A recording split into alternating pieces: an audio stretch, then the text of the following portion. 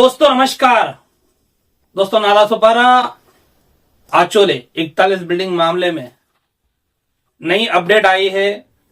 आप सभी को मालूम है, अपडेट यह है कि 31 तारीख के पहले पूरी की पूरी जो आचोले की जमीन है 41 बिल्डिंग वाली, उस पर से अनधिकृत बांधकाम, अवैध बांधकाम जो 41 बिल्डिंग 7 टूट चुकी और 34 बिल्डिंग है तो तोड़ी जाकर पूरा जमींदोज किया जाना है। इस आशय का महानगर पालिका ने एक नोटिस भी वहां लगाया है।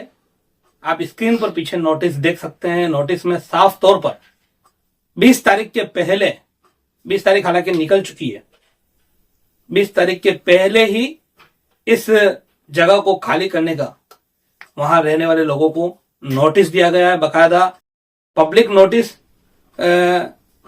छोटे छोटे कागज पर नहीं लगाकर तो बड़े बैनर पर लिखा गया है, जिसमें साफ तौर पर महानगर पालिका ने लिखा है कि हाई कोर्ट का ऑर्डर है और 31 तारीख के पहले बिल्डिंग तोड़कर उसकी रिपोर्ट महानगर पालिका को उसकी रिपोर्ट हाई कोर्ट को पेश करनी है। इसके लिए सभी से विनती महानगर पालिका कर रही है कि 20 तारीख तक खाली कर दिया जाए। 23 तारीख से वहां तोड़क कार्यवाही शुरू की जाएगी। महानगर पालिका की इस नोटिस के साथ ही पुलिस विभाग की ओर से भी एक पत्रक जारी करके मनाही आदेश लागू कर दिया गया है। उस क्षेत्र में धारा 144 उस दिन के लिए 23 तारीख और 24 तारीख कार्यवाही के दिन धारा 144 लागू रहेगी। वहां लोग इकट्ठा नहीं हो पाएंगे और बाहरी लोगों का वहां आना जाना मना ही रहेगा। अब इस मामले पर आप सभी जानते हैं कि पहले 7 बिल्डिंगें टूटी, वो लोग आज भी दर दर भटक रहे हैं और अब बाकी की 34 बिल्डिंग के लोग रास्ते पे आने वाले हैं। इसी बात को लेकर लोग अब थोड़ा उग्र हुए। कल उन्होंने विधायक राजेंद्र नाइक के ऑफिस का घेराव किया, महिलाएं वहां पहुंची और बाद में राजेंद्र नाइक ने मीडिया के सामने अपनी कुछ बातें रखी। पहले सुनिए राजेंद्र नाइक ने क्या कुछ कहा विधायक ने, उसके बाद कुछ सवाल है वो हम जरूर उठाएंगे। वीडियो को अंत तक जरूर देखना। सुप्रीम कोर्टाच्या आदेशाप्रमाणे महापालिका कारवाई करतं। ह्या बिल्डिंगचा इतिहास या नालासोपारा शहरातील सगळ्यांना माहिती आहे। बिल्डिंग कोणी बांधल्या, केव्हा बांधल्या, सत्ताधारी कोण होते, लोकप्रतिनिधी आमदार कोण होते, हे सगळं इथल्या जनतेला माहिती आहे। मी आता 23 नोव्हेंबरला आमदारकीच्या निवडणुकीचा रिझल्ट लागला आणि त्यानंतर आमदार झालो।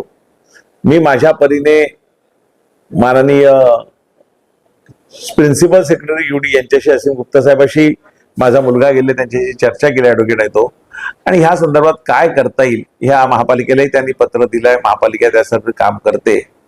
बिल्डिंग वाचवण्याचा आमचा हेतू आहे।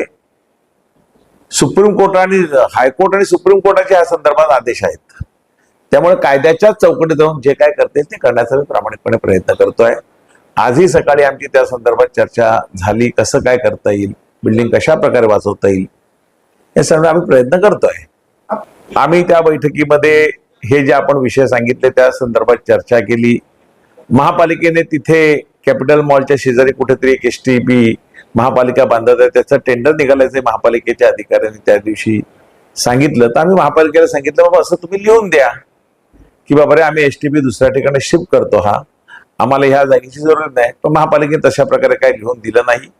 आम्ही विचारणा केली त्यांना, महापालिकेने तशा प्रकारचे काही लिहून दिले की अधिकृत। आता मग त्यांची काय अडचण असेल ती बघू आम्ही, ते असं का करतात, कारण कागदपत्र आम्हाला ते मिळालं, असं का करतात जाब महापालिकेला निश्चितपणे विचारू। एका बाजूला तुम्ही जर असं सांगता की एसटीपी आम्ही दुसऱ्या ठिकाणी करतोय, शिफ्ट करतोय, आणि आता आम्हाला तसं लिहून देत नाहीयेत की आम्हाला जागा ही नको, एसटीपी इथे दुसरं करणार नाहीत, एकाच बाजूला 2 एसटीपी होणार नाहीत, आणि तिथे निवासी भाग असल्यामुळे डम्पिंग ग्राउंड तिथे होणार नाहीये। डम्पिंग ग्राउंडसाठी दुसरी जागा नवीन प्लॅन पण येतो, तिथे करा, अशी आमची मागणी होती। तसं कोर्टाला सांगितलं, कोर्टाला माननीय कोर्टाला जर विनंती केली, कोर्ट ऐकेल का आपण प्रयत्न करायला काय हरकत नाही। आम्ही आता दुसऱ्या पद्धतीने सगळ्या प्रकारे प्रयत्न आता करतो आहोत। वकील आमचे त्या संदर्भात प्रयत्न करतात, कैलास पाटील आमचे नेते आहेत, तेही या संदर्भात प्रयत्न करतायत। बघू यश येईल असं आमची वाटतं आम्हाला। महापालिकेचं काय करावं हे आयुक्तांनी ते ठरवतात. आम्ही त्यांच्याकडून माहिती घेऊ नजीकच्या काळामध्ये, आणि येणाऱ्या अधिवेशनात आहेच. एक लोकप्रतिनिधी म्हणून तिथे मला काय विचारता येईल का, या संदर्भात काय करता येईल का, सगळ्याची मी तपासणी करतोय. आणि जे मला करता येईल, माझाही आनंद, मला प्रचंड दुःख होते त्या बिल्डिंग लोक रस्त्यावर येणार त्याचं. त्या गरीब लोकांचा काय दोष? बांधणारा बिल्डर पैसे घेऊन पळून गेला, बांधून गेला, आणि आता टांगती तलवार त्यांच्या डोक्यावर रोज आहे. आणि नालासोपारामध्ये मला वाटतं कितीतरी पर्सेंट, 30%, 40%, 50% अगदी बोललो तरी काय चुकीचं होणार नाही, अशा प्रकारे अवैध निर्माण सगळ्याच ठिकाणी झालेलं आहे. आणि मोठ्या प्रमाणात मला वाटतं 872 काय जे आरक्षित प्लॉट आहेत निर्णय करण्यासाठी, रिझर्वेशन टीपी मध्ये प्लॉट, त्याच्यापैकी मोठ्या प्रमाणात आरक्षित झालाय. मग अशा सगळ्याच तोडणार का बिल्डिंग? सगळ्याच लोकांना रस्त्यावर आणणार का? महापालिकेने हे बांधून ज्यांच्या काळात झालं, ज्यांनी यांना संरक्षण दिलं, खरं म्हणजे कोर्टाने त्यांनाही, आम्ही त्यांच्या विरुद्ध कायदेशीर कारवाईची मागणी करूच, पोलीस स्टेशनला गुन्हे दाखल करू की बांधलं त्यांना संरक्षण कोणी दिलं. ह्या संदर्भात आम्ही काय करता येईल ते बघू. आपने सुना राजन नाइक ने क्या कुछ कहा, और लोग वहां पहुंचे तो तब मीडिया कर्मी के इस सवालों के जवाब में राजन नाइक ने क्या कुछ कहा. अब सवाल ये है कि राजन नाइक सवाल उठा रहे हैं और ये कह रहे हैं कि ये बांधकाम कब हुआ और किसके संरक्षण में हुआ. ये बात वो कह रहे हैं, ये बात उनकी बिल्कुल सही है कि वो फिलहाल अभी हाल ही में नवंबर महीने में चुनकर आए हैं, लेकिन बांधकाम भले ही चुना हो, आज पिछले करीब करीब 5 साल से वसई विरार महानगर पालिका में प्रशासक राज है, जो सीधे सीधे राज्य शासन को रिपोर्ट करता है. महानगर पालिका की सत्ता में किसी की भी इस समय भागीदारी नहीं है. और शुरू के 2.5 साल अगर छोड़ दिए जाए, तब महाविकास आघाड़ी की सरकार थी. उसके बाद के 2.5 साल और अभी चुनाव के नतीजों के बाद फिर से भारतीय जनता पार्टी की लीडिंग वाली महायुति की सरकार है. ऐसे में ये जो आयुक्त है, प्रशासक, वो सीधे तौर पर नगर विकास मंत्रालय को अपना रिपोर्ट करते हैं. यहां किसी तरह की लोकल बॉडी का कोई इंटरफेयर नहीं है. तो सवाल यह है कि विधायक महोदय जैसा कह रहे हैं, तो विधायक महोदय क्यों नहीं महानगर पालिका पर यह अपनी सरकार के द्वारा इन लोगों को विस्थापित किए जाने का कोई ठोस कदम उठाने का महानगर पालिका पर दबाव बना रहे. आपने देखा है कि आगे की जो बिल्डिंगें टूटी, उसके लोग भी आज भी दर दर भटक रहे हैं, उनको भी विस्थापित नहीं किया जा सका है. और महानगर पालिका आयुक्त ने 2 टूक शब्द में यह कहा था कि हमारे पास पुनर्वसन की कोई योजना नहीं है. पुनर्वसन अगर होता है तो वो जिला कलेक्टर के मार्फत होता है. तो जिला कलेक्टर तो आज दिन तक इस पूरे मामले में कभी सामने ही नहीं आए. जिला कलेक्टर की भी बड़ी जिम्मेदारी है. जिम्मेदारी इसलिए कि वो जिले के माई बाप है. वो सिर्फ जिला कलेक्टर ये बोलकर कि ये महानगर पालिका के हद में है और वहां आयुक्त है, वो अपने आप को इससे अलग नहीं कर सकते हैं, क्योंकि जिला कलेक्टर आयुक्त के ऊपर है. तो जिला कलेक्टर भी इसमें अब तक सामने नहीं आया और अपनी कुछ उन्होंने प्रतिक्रिया इस मामले में नहीं दी.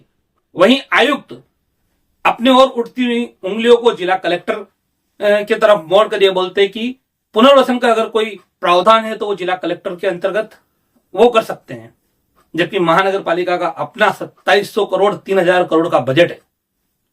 महानगर पालिका ने क्यों नहीं पुनर्वसन का कोई बंदोबस्त किया आज दिन तक. दूसरी तरफ एक बात करें, अगर इन लोगों को पुनर्वसन किया जाता है तो ऐसे कहीं हजारों अवैध निर्माण है, क्या हर एक को पुनर्वासित किया जा सकता है? तो यह भी तर्क संगत नहीं है. अगर सबको पुनर्वासित नहीं किया जा सकता तो इनको भी नहीं किया जा सकता है. यह भी तुलनात्मक रूप से तर्क संगत नहीं है. तो ऐसे में जो लोग जिम्मेदार है, क्या उसके ऊपर कार्रवाई हुई? विधायक महोदय ने आरोप तो लगाया कि ये पूर्व के काल में हुआ, किसके संरक्षण में हुआ, लेकिन क्या विधायक महोदय जो कह रहे हैं कि हम मांग करेंगे उनके ऊपर गुना दाखिल हो, तो आपको बता दूं इसमें मास्टरमाइंड जो अरुण गुप्ता है वो उसके ऊपर पहले ही गुनाह दाखिल होकर वो जेल जा चुके हैं। लेकिन क्या इतने बड़े मामले पर उनकी संपत्ति अटैच की गई? क्या उनके पैसे जो उन्होंने उसमें कमाए या और बिल्डर उनके पैसे उनसे वसूल कर इन लोगों को दिए गए? तो क्यों नहीं इन सब चीज के ऊपर महानगर पालिका या स्थानिक जनप्रतिनिधि ध्यान दे रहे हैं? सिर्फ लोगों को गुमराह किया जा रहा है। पहले दिन से जब ये बात उठी कि यहां हाईकोर्ट का ऑर्डर है और त्वरित कार्रवाई होगी, तब से करीब करीब ये मामला 6-7 महीने से काफी चर्चा में आया। तब से सिर्फ आंदोलन किए गए, लेकिन कोई रास्ता नहीं निकाला गया। क्या सिर्फ आंदोलन किया जाना काफी है? और आंदोलन कौन कर रहा है, किसके खिलाफ कर रहा है? आंदोलन कर रही है भारतीय जनता पार्टी, आगरी सेना। किसके खिलाफ कर रही है? तो देखा जाए तो जैसा मैंने पहले कहा कि एडमिनिस्ट्रेशन राज में अगर आयुक्त किसी को रिपोर्ट कर रहे हैं तो वो महायुति सरकार को रिपोर्ट कर रहे हैं। विधायक महोदय ने अभी शीतकालीन सत्र में भी यह सवाल उठाया था विधानसभा में, लेकिन क्या सरकार अपने ही विधायकों की बात नहीं सुनती है? पब्लिक के चुने हुए नेता जो पब्लिक के लिए कुछ अगर डिमांड कर रहे हैं तो क्या सरकार ने उस पर कुछ अमल किया? क्या सरकार ने उनकी बातों को सुना? तो कई सवाल है। टेक्निकल रूप से विधायक महोदय ने जैसा बताया कि महानगर पालिका खुद एसटीपी का दूसरी जगह पर भूमि पूजन कर चुकी है और वहां का टेंडर निकल चुका है कैपिटल मॉल के वहां। अगर एसटीपी यहां नहीं बनना है, फिर भी इलीगल को तोड़ा जाना चाहिए, हम भी यही कहेंगे। लेकिन इतनी जल्दबाजी क्यों? क्या कोई बड़ा इसमें कोई बड़ा षड्यंत्र है? हाईकोर्ट के ऐसे कई ऑर्डर है जिन ऑर्डर को महानगर पालिका ने शायद कचरे के डब्बे में डाला हुआ है।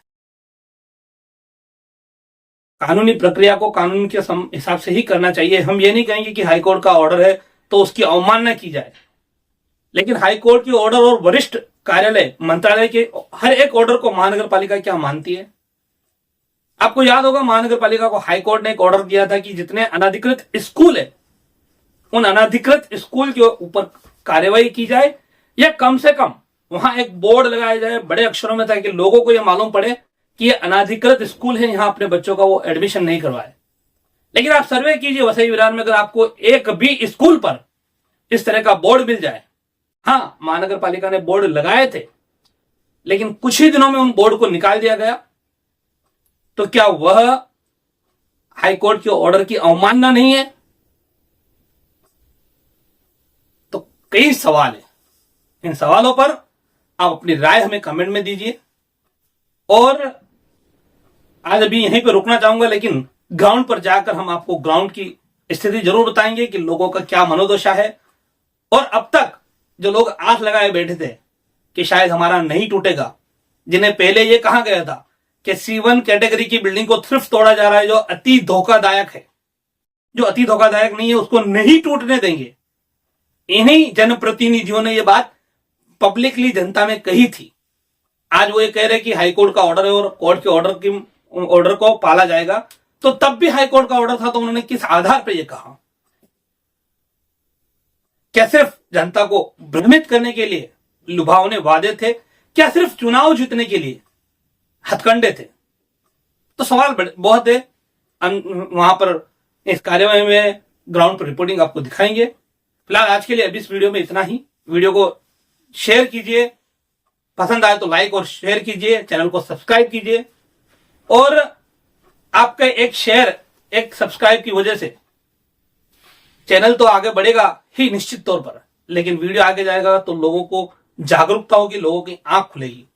और ज्यादा ज्यादा एक बात फिर से याद आए तो एक बात और भी बता दूं आपको कि जिस तरह से महानगर पालिका ये बोल रही है कि अवैध को तोड़े जाने का कोर्ट का ऑर्डर है और अवैध पर इतनी थोड़ा कार्रवाई कर रही है, महानगर पालिका का डंपिंग ग्राउंड का वो जगह बताया जा रहा है रिजर्वेशन का, तो वसई विरार में और भी ऐसी जगह है जहां रिजर्वेशन भी है या खुद महसूल डिपार्टमेंट का करोड़ों का बोझा भी है, उसके बावजूद वहां पर सतत अनाधिकृत बांध काम शुरू है।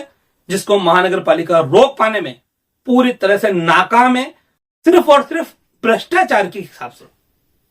महानगर पालिका के पास पावर नहीं है ऐसा नहीं है, लेकिन महानगर पालिका को ऐसी उस पर कार्यवाही नहीं करना है, क्योंकि उनको वहां से भ्रष्टाचार की मलाई रोज दर रोज मिल रही है।